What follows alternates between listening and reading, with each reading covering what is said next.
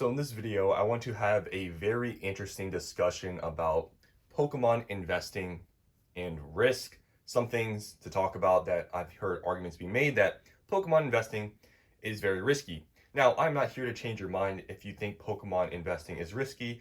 And honestly, in my humble opinion, I actually believe it's good to have people in this whole market that don't believe in it because I truly believe that's the reason why we are able to see large gains in this space. Because if every single person in Pokemon was investing, I feel like the gains we would see would probably not be as good. So I'm not trying to change your mind, but just some things to think about out there for you guys that maybe have heard about risk in Pokemon investing, because this is a huge thing that is talked about. Because obviously, when you look at Pokemon itself and you look at it from an outside perspective of somebody who's not in the space, it's very easy to say a few things about Pokemon and the I guess future of it and why it's risky. So there's two things I'm going to be covering. First one is intrinsic value with Pokemon, and also I'm going to be talking about just the future of Pokemon and the arguments being made against it. So first, intrinsic value. So Pokemon, and I feel like this is a comparison that people don't make about Pokemon. Like, okay, yes, intrinsic value with Pokemon. Is there really any value of just the item itself? No, guys, this stuff is cardboard, shiny cardboard, what people like to call it in the space, right? It has no value. It's pretty obvious. I mean, this stuff's not made out of like gold or diamonds. Like, it's just paper, right? Paper with some foil, and yeah, by itself, a energy card compared to like a first edition holo Charizard, base set, like that card is worth the same amount in itself, right? Intrinsic value. They're both cardboard with a foil on it. So by itself, the card really isn't worth anything.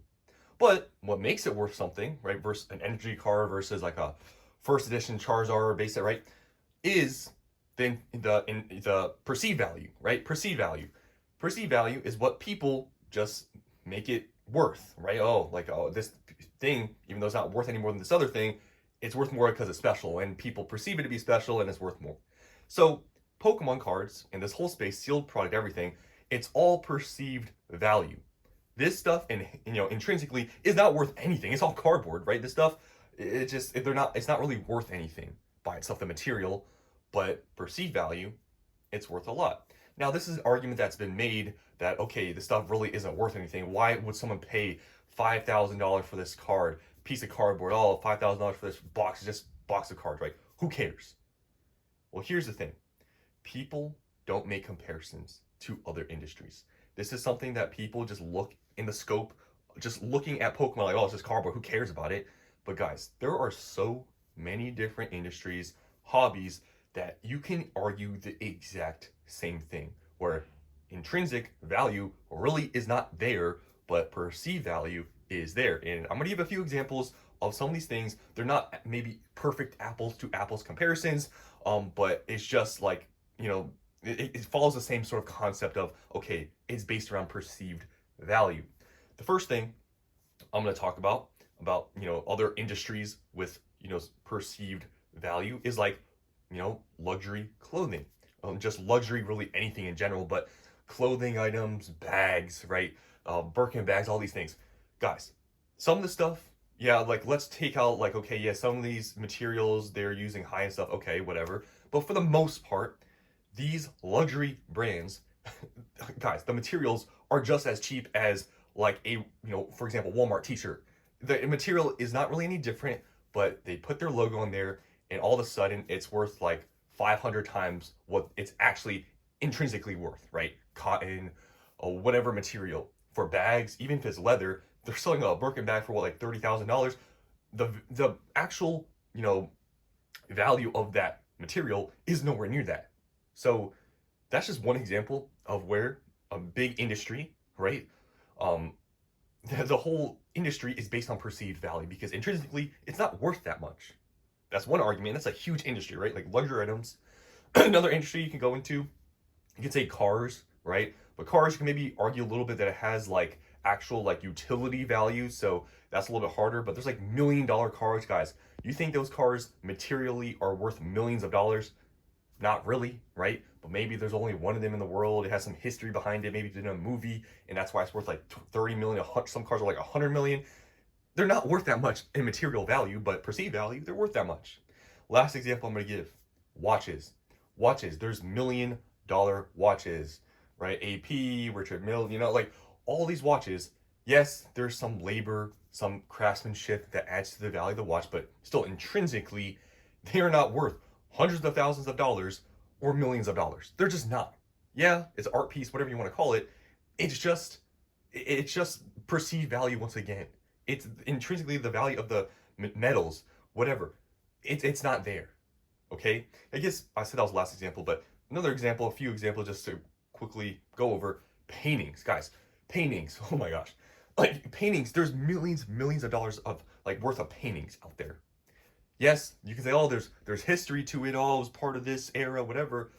Okay, what is a piece of canvas and paint worth really?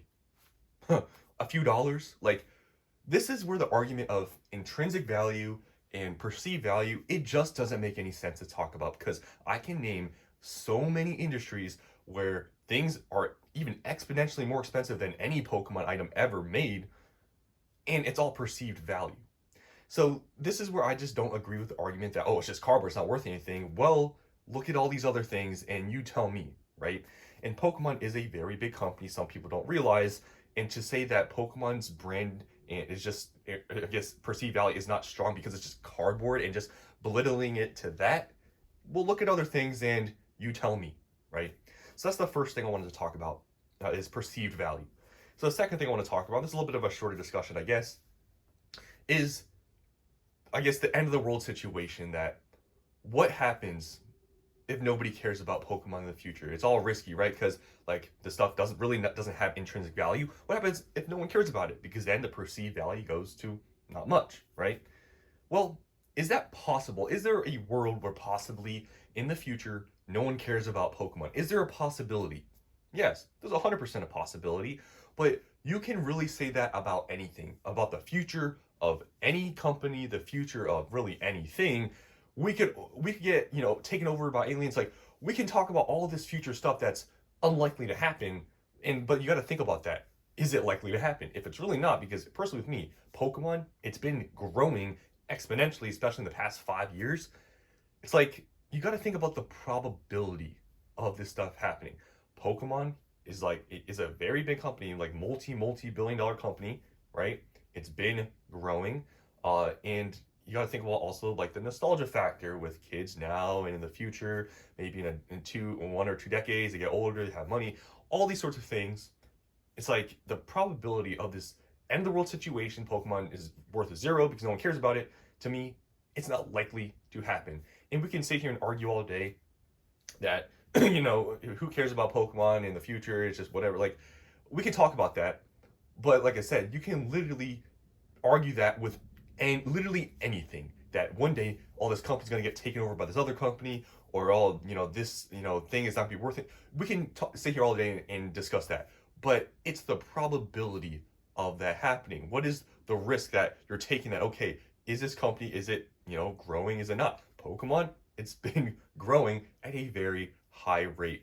And based on where the direction is going, right, at least for now with Pokemon, it doesn't seem to me very likely that we're going to have a situation where, at least in my opinion, the next like decade, that Pokemon goes away. I just don't think that's going to happen. In 20, 30, 40 years, maybe. But I think in the next decade, I can't see Pokemon really going downhill based on what we were seeing here.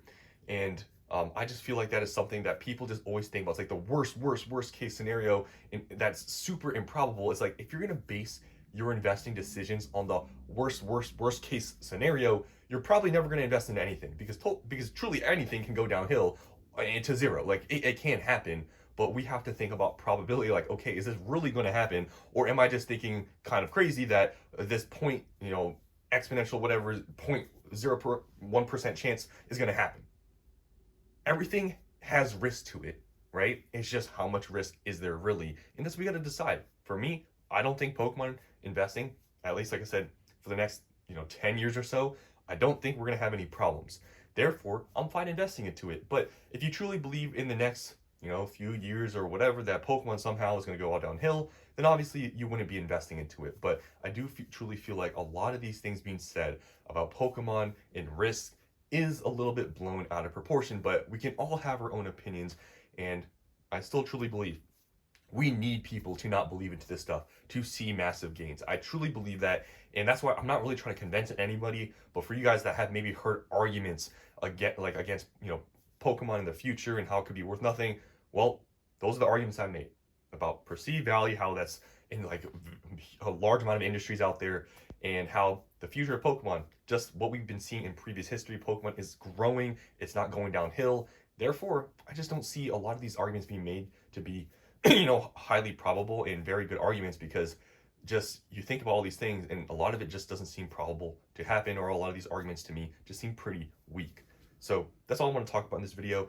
Hope you guys enjoyed it, and you guys can comment down below. Do you agree with me or do you not? So thanks for watching, and I'll see you in the next one.